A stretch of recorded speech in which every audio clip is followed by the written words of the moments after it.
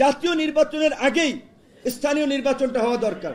কারণ এখন এই প্রশাসন রাতে ব্যালট বাক্স ভরে না দিনের বেলায় বিরোধী দল ধরেন ভিন্ন মতের লোকজনকে কেন্দ্র ছাড়া করে নির্দিষ্ট দলের লোকের পক্ষে সিল মারে, সেটা তো আমরা বুঝতেছি না। স্থানীয় নির্বাচন হলে অন্তত এটা একটা বোঝা যেত। সেই কারণে আমরা বলেছিলাম যে স্থানীয় নির্বাচনের সকল পর্যায়ের নির্বাচন না হলে অন্তত সিটি কর্পোরেশন, পৌরসভা বা উপজেলার অন্তত নির্বাচনগুলো হতে পারত। সরকার বিবেচনা করছে, আমরাও দাবি জানাই স্থানীয় নির্বাচনের অন্তত দু একটি ধাপের নির্বাচন সরকারকে করে প্রশাসনের ফিটনেস পরীক্ষা করতে হবে, প্রশাসনের নিরপেক্ষতা প্রমাণ করতে হবে। কাজী সেই ক্ষেত্রে যদি স্থানীয় নির্বাচন হয়, আমরা ইউনিয়ন পরিষদ, উপজেলা, পৌরসভায় তো আমাদের দলের প্রতিনিধিত্ব থাকবে। সেই ক্ষেত্রে আপনারা এখন থেকে আমরা জেলা পর্যায়ে যাব, উপজেলা পর্যায়ে যাব এবং ওই অঞ্চলের আমাদের যারা স্থানীয় নির্বাচনে প্রার্থী হবে তাদেরকে আমরা পরিচয় করিয়ে দিয়ে আসবো। সর্বশেষ যেই কথাটি বলতে চাই যে আজকে দেখেন সাধারণ মানুষ অনেক ক্ষেত্রে সংবিধানের পরিবর্তন, সংসদ উচ্চকক্ষ নিম্নকক্ষ কিংবা সংখ্যানুপাতিক নির্বাচন এই বিষয়ের পাশাপাশি এখন যে এই যে আমাদের দেশে 5 থেকে 5.5 কোটি খেটে খাওয়া মানুষ, তারা চায় দ্রব্যমূল্য তাদের ক্রয় ক্ষমতার মধ্যে থাকুক।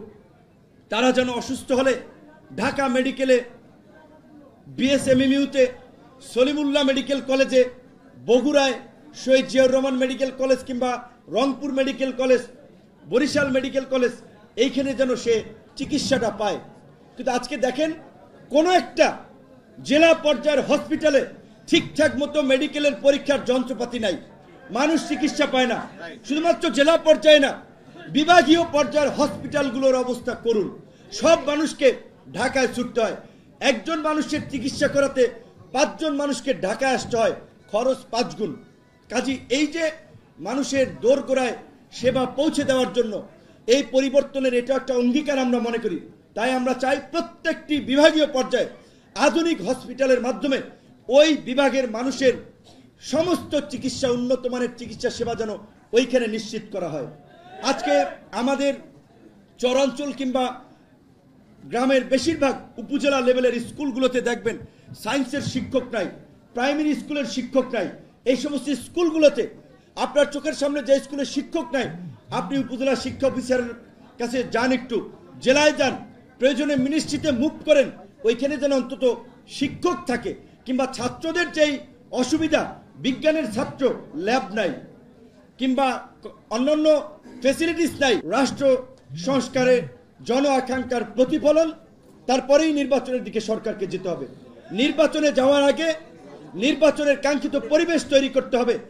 প্রশাসনের নিরপেক্ষতা, রাজনৈতিক দলগুলো যেন নির্বিঘ্নে তাদের কর্মকাণ্ড পরিচালনা করতে পারে। কোনো বিশেষ দলের যে আধিপত্য প্রভাব প্রশাসনের চোখের সামনে চলছে, পেশি শক্তির আধিপত্য, এগুলো বন্ধে প্রশাসন এবং সরকারকে কার্যকর ব্যবস্থা নিতে হবে এবং এই সরকারকে সব ধরনের সহযোগিতা গণ অধিকার পরিষদ করবে।